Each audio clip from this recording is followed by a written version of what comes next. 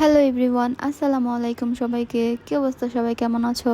আমরা আলহামদুলিল্লাহ আল্লাহর রহমতে ভালো আছি। তো আজকে ওয়েলকাম করছি আমার একটা নিউ ব্লগে। তো সেই দিন আমরা চলে গিয়েছিলাম ভাইরাল শাখিলার হাঁসের মাংস খেতে। এটা হচ্ছে 300 ফিট। তো মানুষজন ওর হাঁসের মাংস এত পরিমাণে হাইপে উঠিয়েছে, তাই আমরাও চলে গেলাম ট্রাই করতে।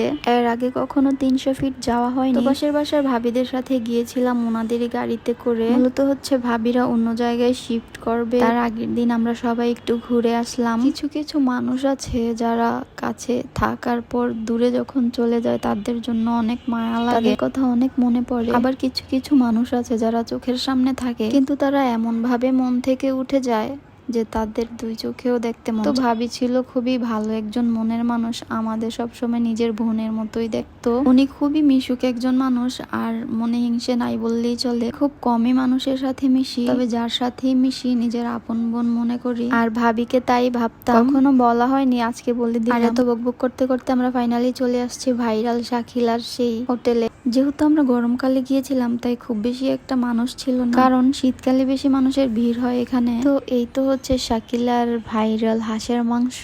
তো আমরা অর্ডার করে দিই। শীতের দিন নাকি ওনার প্রায় 100টা হাঁস বিক্রি হয়, আর পাশাপাশি গরুর মাংসও বিক্রি করে। তো পাশেই ওনার মা পিঠা বানাচ্ছিল, এগুলোকে হচ্ছে চাপটি পিঠা বলে। তো আমরা ট্রাই করছি, আমার কাছে মোটামুটি ভালো লেগেছে। আমার সাথে যারা ছিল তাদের অতটাও ভালো লাগেনি যত পরিমাণে ভাইরাল হয়েছে। চাপটি পিঠাটা সবার কাছে ভালো লেগেছে। পিঠাটার মধ্যে লেবু পাতা দিয়েছিল, যার কারণে খুবই ভালো লাগছে খেতে। তারপর আমরা চলে যাই মেলায়, সেখানে একটা মেলা সবসময় বসে। শাকিলার হোটেল থেকে এটা একটু দূরে। মেলায় যেতে বরাবরই আমার ভালোই লাগে, আর আমার ছেলের কাছে মেলা মানে খেলনা। তো সেইখানে গিয়ে তো সে অনেক খুশি, অনেক অনেক খেলনা দেখতে পাচ্ছে। মেলার ডেকোরেশনটা খুবই সুন্দর হয়েছে, খুব সুন্দর করে সাজিয়েছে। আর মেলায় একদমই মানুষ ছিল না, কারণ আমরা একদমই শেষ পর্যায়ে গিয়েছি, তখন অনেক রাত হয়ে গিয়েছিল। যাই হোক, বাচ্চারা কিছু কিছু রাইডে উঠতে পেরেছে, এটাই বেশি। আর হচ্ছে আমরা যাওয়ার কিছুক্ষণ পরই মেলা অফ হয়ে যায়। তো এই তো আমার ছেলে প্রস্তুত রাইডে ওঠার জন্য। সে মেলা যাবে আর রাইডে উঠবে না তা কি হয়? এই ধরনের রাইডগুলো আমার ছেলে খুবই পছন্দ করে। ভাবির ছেলে আর আমার ছেলে দুজনই রাইডে উঠেছে, আর ওরা বেশ এনজয় করে। আমরা 3জন উঠেছিলাম এই রাইডটাতে, খুবই ভালো লেগেছে আর বেশ এনজয়ও করেছি।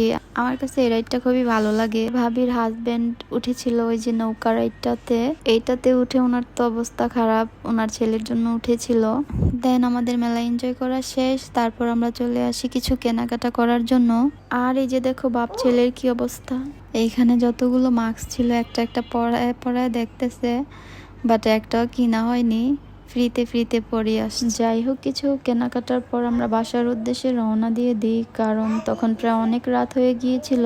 আর বাচ্চাদের খেলনা তো আছেই। আমার কাছে সবচেয়ে বেশি ভালো লেগেছে রাতের এই জার্নিটা। ভিডিওটা আর লং করছি না, আজ এই পর্যন্তই। সবাই সুস্থ থাকবেন, ভালো থাকবেন, আল্লাহ হাফেজ।